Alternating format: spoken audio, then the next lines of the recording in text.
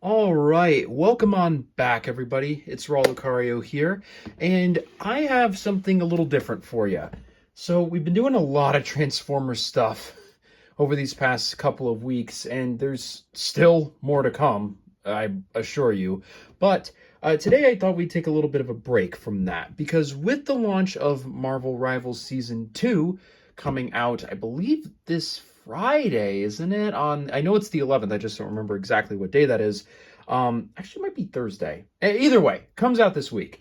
I have something here from the far off land of 2005.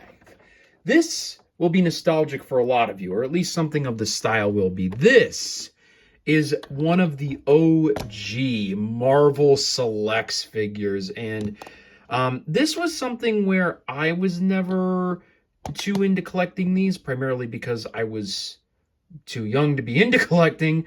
But these things, I think for a lot of collectors, are super, super nostalgic. I mean, I think everybody has, at least at one point in their life, had a Marvel Select, at least from this era, right? And I honestly think in terms of packaging, they have not done better. I love this style. But anyway, not here to talk about Marvel Select. We're here to talk about the figure inside, which is Emma Frost. Yep. I was debating whether or not I was going to review this figure because obviously Emma Frost can be a little bit controversial to those uninitiated into the world of comics. But like I said, given the fact that Marvel Rivals will make her a more mainstream character than she already is, I think that this is as good a time as any to take a look at this figure. And this is actually a special variant of the figure. There were two versions made, one where she is not clear, and then one where she, of course, is, to replicate her diamond form. And I think that that's really good. You've got really, interesting artwork on the side, and then there's a nice, nifty character bio on the back. This shows you what the I don't know if this version is considered a chase, because I don't even really know if chases were a thing back then, but this is the non-clear version of the figure, so you can get an idea as to what that looked like, along with a nice little description on the back here and shots of some other figures in the line. Not really too into this Phoenix, but this Spider-Man, man, that looks like that would be really good, as well as the comic that inspired the figure. Man, Marvel Select, man, dude, this is like this packaging is so damn good. It's so brilliant. It tells you, oh, you can't even see that portion. It tells you who sculpted it. It gives you a picture of the figure with the display stand, and the display stand is something else entirely that I'll get into. A picture of the comic from the outfit, the description, the other figures in the line. Man, this packaging is just so damn good. Nowadays, and I guess this might also come from just being a McFarlane figure, it's just like art on the back of the box, and like, that's it. I mean, even like, perfect example, I know this isn't like a figure, but here's the Transformers box for Air Raid, right? I mean, yeah, you get shots of both versions, but I mean, comparative to this, I mean, this is just beautiful, beautiful packaging. And I really hope that we start getting more packaging like this. But how's the figure itself? I mean, that's what I'm primarily interested in here. I'll give you a nice shot of the non-clear version just because we don't have that. I mean, it looks good, but how does it play? That's the main thing that's important with any action figure. How does it play? How does it pose? Well, I'm going to get this sucker out of its box, and then we'll take a look and see. Okay, well, to start off, before I actually get this figure unboxed, I just took this thing out.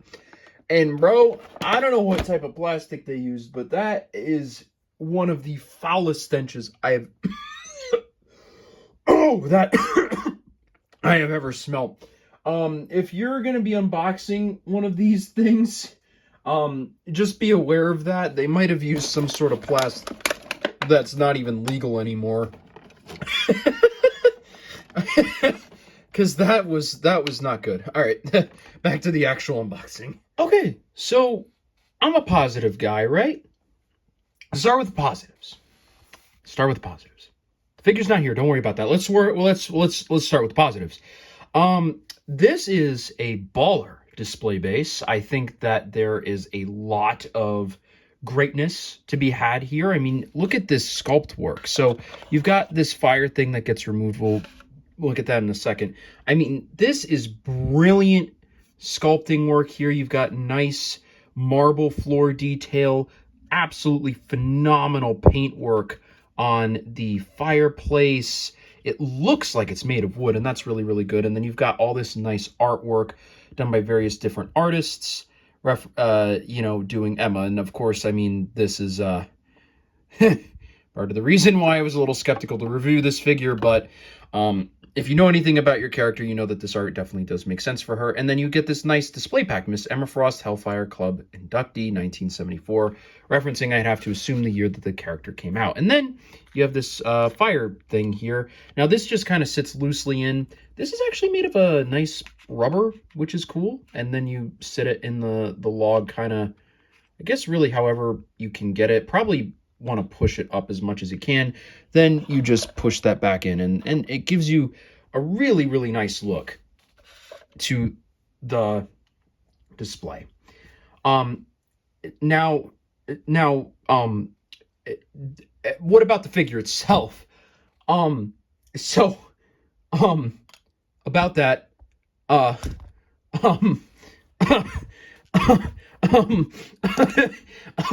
that, as soon as I took this thing out of the box, it just disintegrated in my hand, which, isn't ideal for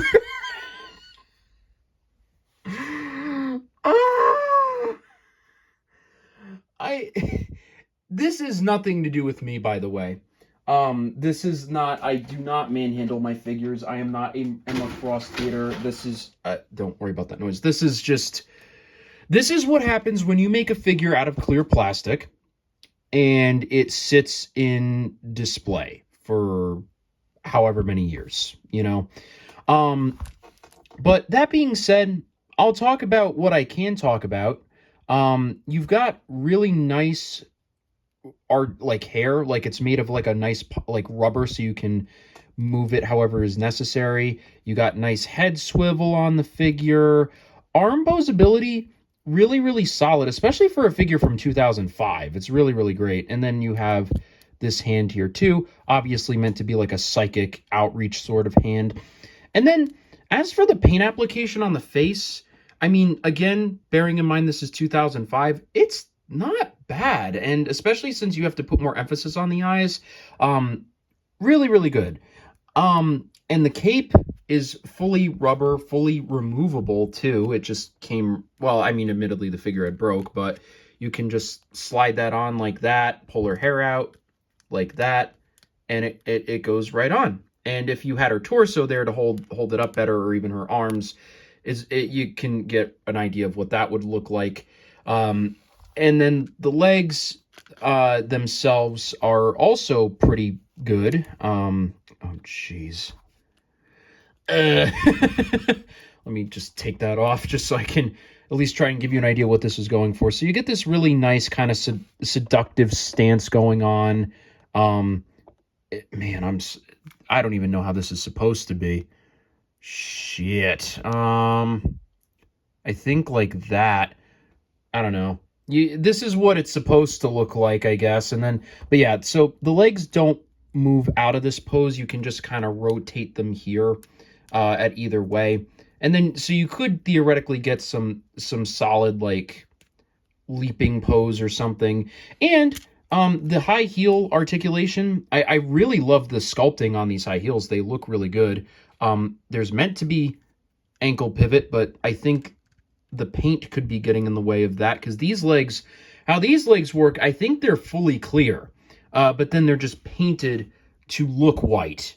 And I think what has happened here, because if you look here, see how this is clear on the inside of the joint, this one is not, so it doesn't bend because paint got on the inside of the joint, and if I tried to force it too much, it would break, which I'm not going to do, because this is a horrific problem, but it's a fixable problem. Like, I just stick some super glue and it should fit. And I mean, in all honesty, like, yeah, you do lose what I'm assuming was probably some well, it's not really waist swivel, it's, I guess, chest swivel, but I mean, given the pose this figure is meant to be in, I don't really think it's that big of a deal. And there's also these two little pegs on the display base, so you can have Emma actually fully stand. Oh dear. Okay, the ankle joint is fine, but it's, oh man. Yep, there you go. You can get her to stand here, hypothetically. Not in actuality, but hopefully if I can balance it out correctly, I might be able to get her to... Hold on, we can just create the illusion. We're gonna Weekend at Bernie's this shit. Hold on. Let's see.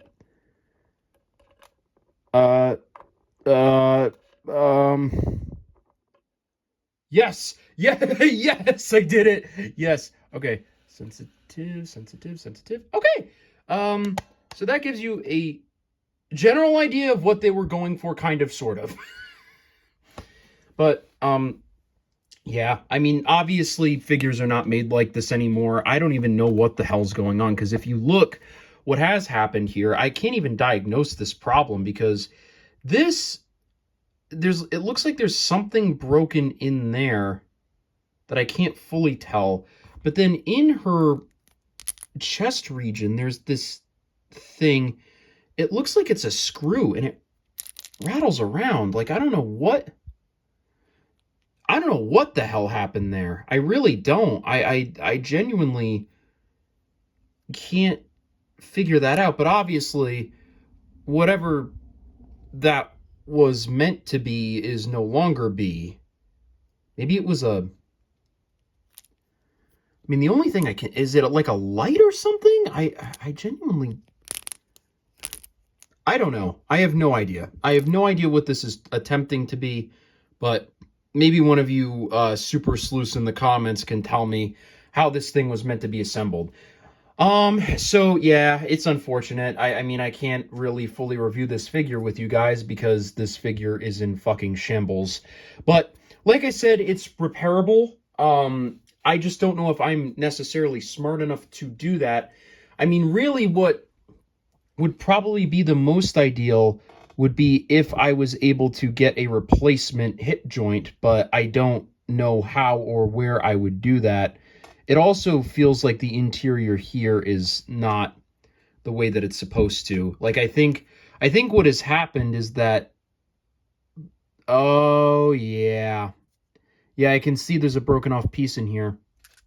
Hold on. Well, yeah. Okay. So there's broken pieces in both ends. I don't know what... So that is not supposed to be that big. There's got to be something I can do to fix it. I just don't know what that something is. And I'll probably have to mull it over before I can actually take a chance at fixing this figure. But, you know, in all honesty, stuff like this can happen not just because the figure is made out of clear plastic, but also because it was sealed for so long. The lack of oxygen means that the figure can't age as it was intended to age. So when stuff like that happens, it means that you get problems. And as I thought, upon looking at the joints a little bit more, I think that there is definitely just making a stress-bearing joint out of plastic is a horrific idea. And the thing is, with this, I was not expecting this to be a problem, because I thought that the figure didn't have hip swivel. So I thought if there was going to be a breakage, it would be at like the ankle joint or a knee joint or an arm joint. I was not expecting a breakage here. So it means I'm all the less likely to know how to fix it. But I will figure it out eventually. It's just going to take me some time. So don't worry. What I'll probably wind up doing is, once I do fix it, I don't know that I'll post a follow-up video, but I might make like a community post or something like that, letting you guys know. And then I probably will mention it in a video or something. But I won't make... Once it's repaired, I won't make a dedicated video, is basically what I'm saying. But I'll let you guys know either way if I'm able to repair it or not. Hopefully hopefully we can. But in the meantime, though, I guess that's kind of about it for me, because I can't. I mean, as much as I would love to, I really can't give a proper review of this figure when it's in fucking shambles. So, but I will say this.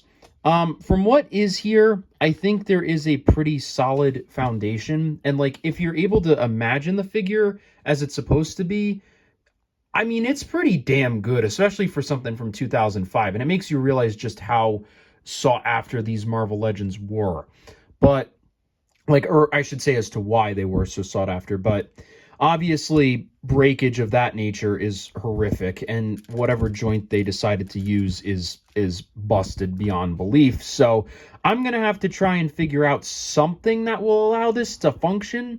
And I think whatever it is going to have to cancel out the whip swivel. I think what I'm going to have to do is probably just apply glue to this and then just set it in, like, the way that it was intended to be, which is really, really hard to figure out because, you know, it's not really intended to be fully stationary. But, I mean, I guess like this, I mean, I'm just going to have to figure it out. But anyway, I hope you guys did enjoy this little kind of review. I mean,